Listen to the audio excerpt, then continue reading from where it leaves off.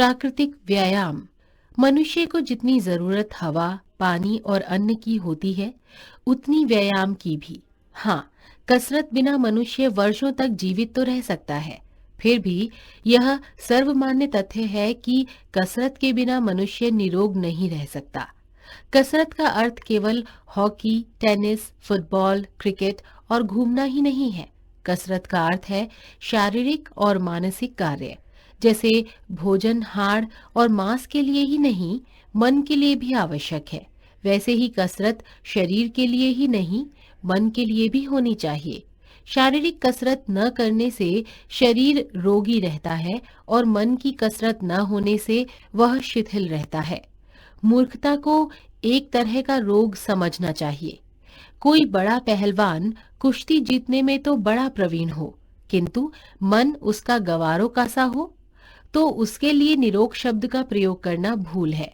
अंग्रेजी कहावत है, निरोगी वही मनुष्य है जिसके निरोग शरीर में निरोग मन का वास है। ऐसी कसरतें कौन सी हैं? प्रकृति ने तो हमारे लिए ऐसा सुंदर प्रबंध किया है कि तुम सदा कसरत करते रह सकते हो।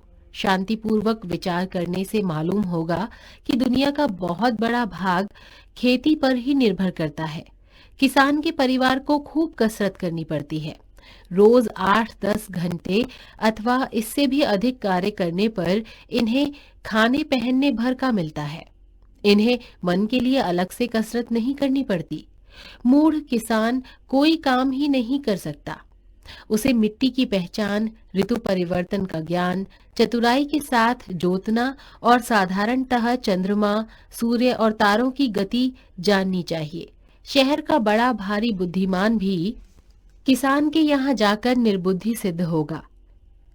किसान ही यह बता सकेगा कि अमुक बीज कब बोया जाता है। उसे आसपास के रास्तों का ज्ञान होता है। तारों को देखकर वह रात में दिशा को पहचान लेता है। पक्षियों के शब्द और उनकी गति से वह बहुत सी बातें जान लेता है। विशेष प्रकार के पक्षियों को इकट्ठा और कल्लोल करते देखकर यह बता सकता है कि पक्षियों का अमुक काम अमुक बात का सूचक है।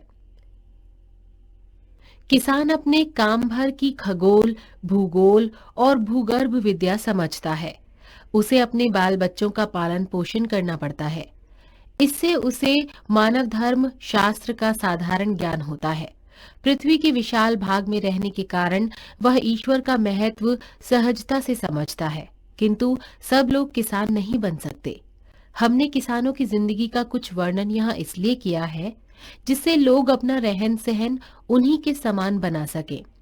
हमारा रहन सहन किसान के रहन सहन से जितना ही भिन्न होगा, हम उतना ही अधिक रोगी भी होंगे। किसान के जीवन वृत्तांत से पाठक समझ गए होंगे कि मनुष्य को 8 घंटे शारीरिक श्रम करना चाहिए, और वह ऐसा इसलिए कि जिसमें मानसिक शक्तियों को भी काम करने का अवसर मिल सके।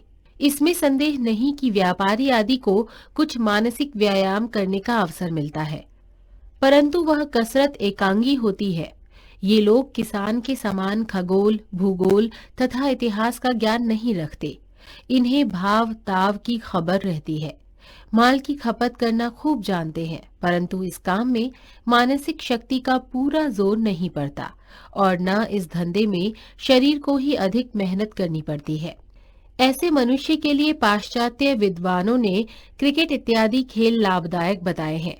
उनकी राय है कि वार्षिक उत्सवों पर भिन्न भिन्न खेल खेलने चाहिए। मानसिक श्रम के लिए ऐसी पुस्तकें पढ़नी चाहिए जिनमें अधिक सोचने विचारने की आवश्यकता न पड़े। यह एक ओर की बात हुई। अब इसकी जांच होनी चाहिए।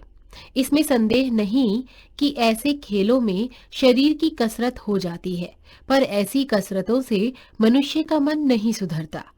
इसके अनेक उदाहरण हैं। क्रिकेट अथवा फुटबॉल के अच्छे खिलाड़ियों की संख्या देखी जाए तो उनमें कितने अच्छे मानसिक शक्ति वाले मिलेंगे। हिंदुस्तान के जो राजा महाराजा अच्छे खिलाड़ी रहे हैं, उनकी मानसिक शक्ति के संबंध में हमें क्या प्रमाण मिले?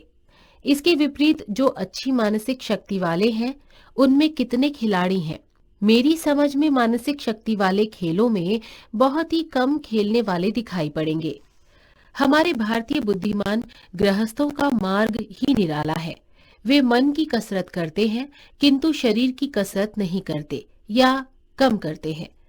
इसी से हम उन्हें असमय खो बैठते हैं। इनका शरीर लगातार मानसिक काम करते रहने के कारण क्षीण हो जाता है।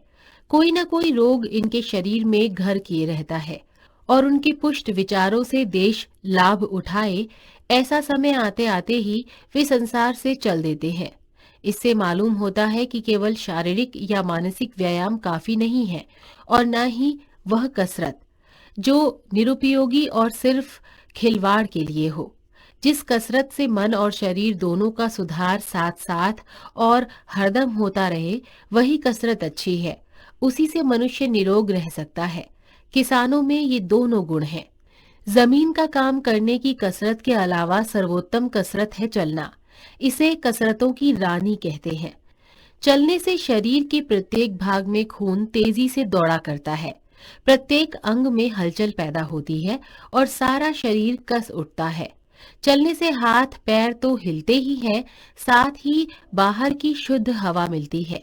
बाहर के सुंदर दृश्यों का आनंद भी प्राप्त होता है। सदा एक ही जगह और गलियों में नहीं चलना चाहिए।